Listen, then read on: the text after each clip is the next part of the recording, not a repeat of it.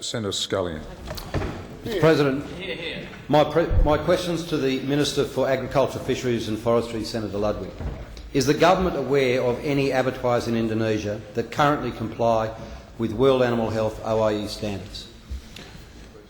The Minister for Agriculture, Fisheries and Forestry, Senator Ludwig.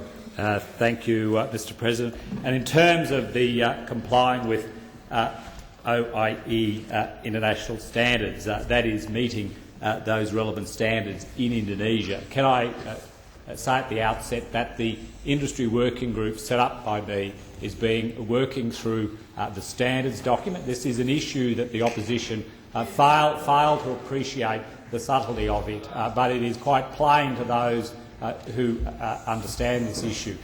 We are putting into place a tracking. In other words, the standards mean supply chain assurance.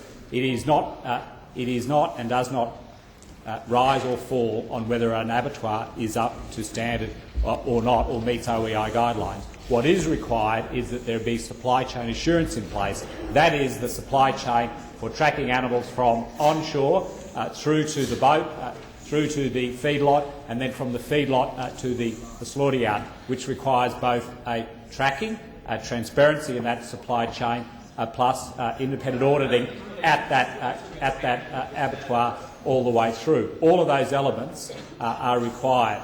So it is not only that the abattoirs themselves are required to meet OEI standards, because they are, but it is important to note Senator that for Ludwig, just resume your seat. Senator Scullion. Point of order on relevance. The question was quite a simple one. Is the government aware of any abattoirs in Indonesia that currently comply with World Animal Health OIE standards? The Minister has on a number of occasions, Mr President, provided exactly the same answer he is now. I'd like him to answer the question, is he aware of any abattoirs in Indonesia that currently meet OIE standards? There's no point of order. Senator Ludwig. Thank you. Whilst abattoirs, and I understand the opposition's interest in this, is that while abattoirs are a key link in the supply chain, they are not the only part. What is important is to be able to ascertain that animals are being handled well throughout the process, and that the exporters have certainty about where the animals they export are being slaughtered. It is important not to focus on, as the opposition are doing, on the specific abattoirs, but on the entire supply chain, including ensuring animals can be traced from ship to feedlot to abattoir. And there is a clear need for transparency and independent auditing in respect of the supply chain. Senator Scullion. I refer the Minister... Sorry. Senator Heffernan. Raised some time ago with a I'm point sorry, of order. Senator Heffernan, I didn't. The report to which the Minister refers. The point of order is that the report to which the Minister refers is here, and in it is the full traceability program. That's not a point of order. That's a debating point.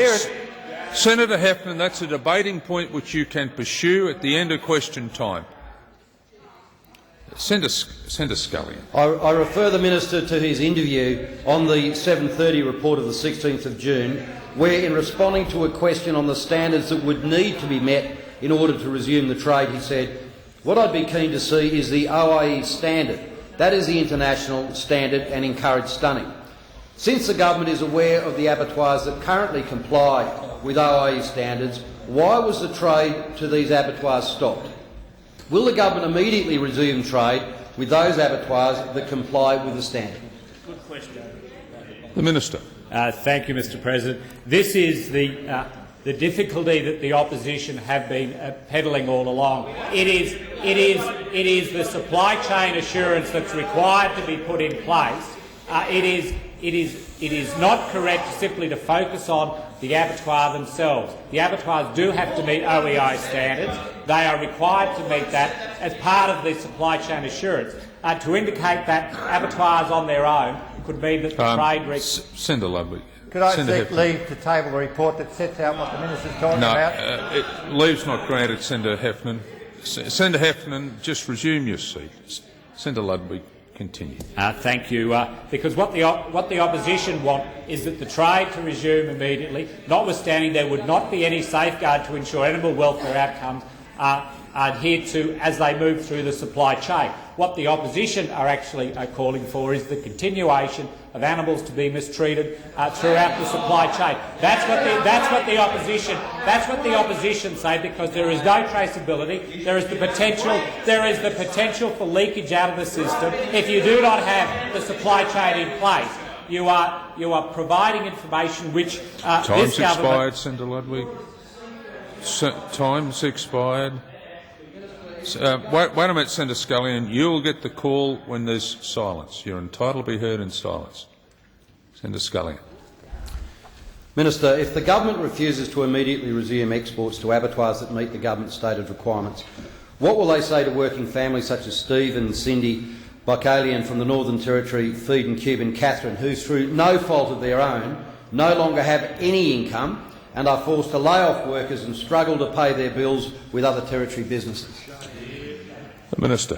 Thank you. What you are asking for, of course, is a three-word stunt by Mr Abbott and those on the opposition to reopen the trade whilst there is no supply chain assurance in place.